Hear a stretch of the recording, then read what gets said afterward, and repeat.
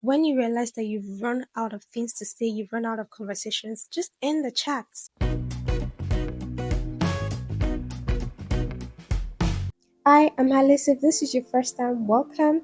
And if you're returning, girl, today's video we're going to be exploring the concept of scarcity mindset in relationship and in friendship. So the first thing is understanding what scarcity mindset is. Scarcity mindset, commonly associated with economic theories, refers to the perception that resources are limited, leading to a heightened sense of value and desirability. Though this is a strategy that is traditionally applied in economic contexts, scarcity mindset could be adopted in interpersonal relationships and friendships. And in this video, we'll be exploring the concept of scarcity mindset in building and maintaining relationships and friendships. So let's get into it. In relationships and friendships, scarcity mindset involves creating a sense of rarity or exclusivity to increase perceived value. By applying this strategy into your relationship or your friendship, scarcity mindset can improve and foster a deeper connection. Let's get into the tactics for applying scarcity mindset in your relationship.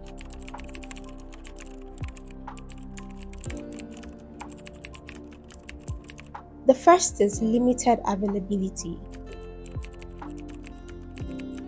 Don't be too available, don't be too accessible. Whether it's you making plans with your partner or you texting in, don't always be available for that person. So for example, if he wants to make plans 5 days a week, which is cool, try to sometimes cancel plans, try to reschedule plans. Give the impression that you have something going on. Don't always jump at the offer to hang out. Don't always jump at the offer to go out and date. Don't always reply the text within minutes. Don't always have to go to his house when he calls you over. When he texts you, come over 2 p.m., you're there. Come over 10 p.m., you're there. Come over 7 a.m., you're there. Don't always be available. The impression that gives to him is that you have nothing going on for you and you're at his beck and call, and whenever he calls, you're there. Whenever he says jump, you say how high. Do you understand? So try to limit your availability to him. 2. Emotional investment. You can create emotional scarcity by intentionally limiting the amount of emotion you display and share with your significant other. Let me explain fully. Don't always be too open about sharing your emotions, about what you're going through, about how you're feeling. Don't always be overtly vulnerable to your partner. It's good to be vulnerable, but not in all cases, so that when you're indeed vulnerable, when you indeed share your emotions, they appreciate it more because you don't give it up easily. You don't overtly share your emotion. You don't wear your heart on your sleeves. You don't wear your heart on your sleeves. You're not so easy to read, so when you do eventually let them in, they appreciate and value this moment because it doesn't come always. It's scarce from you. 3. Quality over quantity. So this means that you should control the amount of time that you spend with your significant others. The fact that you guys are not together does not mean you have to talk every single moment of the day. What that does is it reduces the quality of your conversations together, and it doesn't really make any sense anymore. You might be on the phone with the person, you might be talking to the person every time, but it's no longer meaningful because the quality of your conversations has been diluted because of the consistency. When you're texting, calling, and you realize that the conversation is already getting done, the conversation is getting meaningless, end the call, get off the phone. Talk when you actually indeed have something to talk about. When you realize that you've run out of things to say, you've run out of conversations, just end the chats, end the call. It doesn't mean that you're not going to be in their heart, and it doesn't mean that they're not going to care about you regardless. It just gives you the chance to be valued more. So number 4 is surprise and unpredictability. The element of surprise is always a spice to a relationship. Do things out of the norm. Organize something sometimes. You can send them a handwritten note, organize a picnic, do something out of your norm that you don't always do. The scarcity of you going out of your way for him sometimes heightens his anticipation for when it's going to happen again. So it's going to keep him on his toes. He would always remember it and he'll be waiting for the chance for it to happen again. So what he will do is always want to keep you in a good mood, like, oh yeah, she did this, or she did that. Maybe she's planning something else. Just scatter a little bit of surprise or unpredictability here and there. Don't always be that predictable girlfriend or the predictable partner. And 5, personal growth and independence. See, the best way for you to apply the scarcity mindset is to actually be scarce, is to actually be busy, to spend more time becoming independent in yourself, enjoying your own company, growing as a person, and you automatically become scarce without you even knowing it. You'll be busy because you have a lot to do. You'll be improving your own personal life. So you wouldn't have to wait around for a man to call you, wait around for a man to text you because you're busy. When you do eventually have time for them, it will be meaningful because they know you have so much going on for you and they're going to appreciate you for that. Now that we've explored scarcity mindset in relationships, we talked about emotional investment, limited availability, quality over quantity, surprise and unpredictability, personal growth and independence.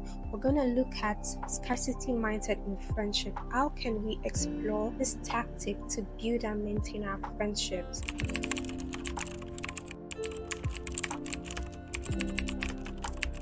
And if you're still here, please just like and subscribe. Follow me on my social media platforms at Alice Fola Fam everywhere. So number 1, exclusive social circle.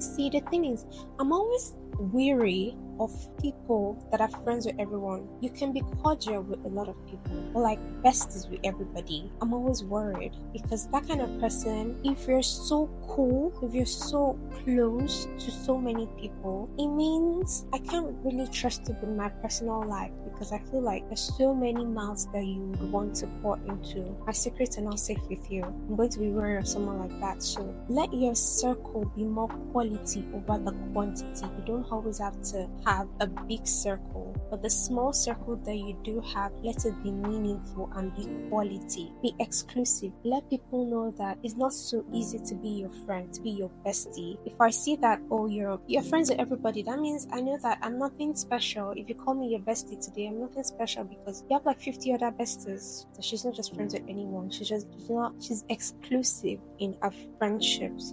Be that type of person. It increases your value to other people and to also your social circle because being your friend is not easy to come by. Do you get what I mean? And then 2, have unique contributions. There are some people that they always relate. If you tell them, if you're trying to express yourself, if you're trying to tell them something about an experience that happened to you, it has happened to them before. Why? Like, I'm always shocked. Like, why are you always going through every single experience that everybody has gone through before? What that does is, after some time, if you're always talking, you always want to be heard, you always want to talk. When you do, eventually people don't listen to you anymore because you always have to have a contribution into every conversation. No, you don't need to. Sometimes just listen. And then when you do eventually contribute to a conversation or to something, it's going to be unique and it's going to be valuable because they know that you don't put your foot into something if you're not certain of it, if it's not meaningful. Sometimes it's easier to just shut up and just proceed. Shut up and just listen. Shut up and just immerse yourself into the company that you're in. Number 3, selective sharing. Selective sharing is to be strategic and to be intentional about what you tell your friends. You don't always have to give your friends every single detail of your life. You went out on a date today, and by the time you're back to your hostel, or by the time you're seeing your friend, you're giving your friend the lowdown of the date. From the moment you left your house, got into the cab, got to the restaurant, back home, you're telling him You're telling her every single thing that happened to you. Leave some things to the imagination. Give them just enough, but not all. There are certain things that you need to keep to yourself for future purposes, because you never know. You never know what's going to happen with a friendship. You never know what's going to happen with individual relationships. So it's best to keep some things to yourself. It's not everything you need to constantly share with your friends. It's good to be open, but not too open. Be selective in your sharing with your friends. Then finally, maintain mystery.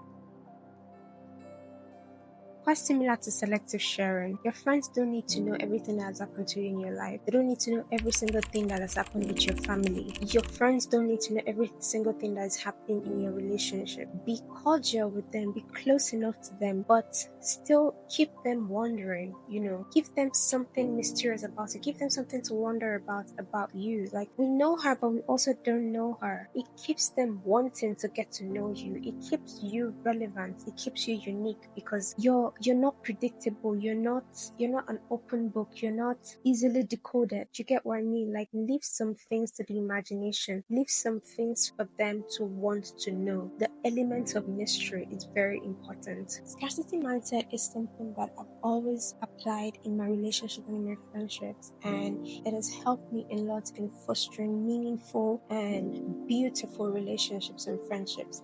But concluding this, I'd like to add that even though this is a very good tactic and approach in building and maintaining your friendships and your relationships, as with any other thing in life, it has limits. If you apply this mindset or this approach too much in your interpersonal relationships, it might come off as neglect. It might come off as you not caring for that person. So you need to create enough balance to make this effective, because if it's too much, then the other person will feel like you don't care enough, and if it is too little, it's not going to be effective. So just find that balance within it. I hope this tips was helpful. Like and follow for more content. Bye.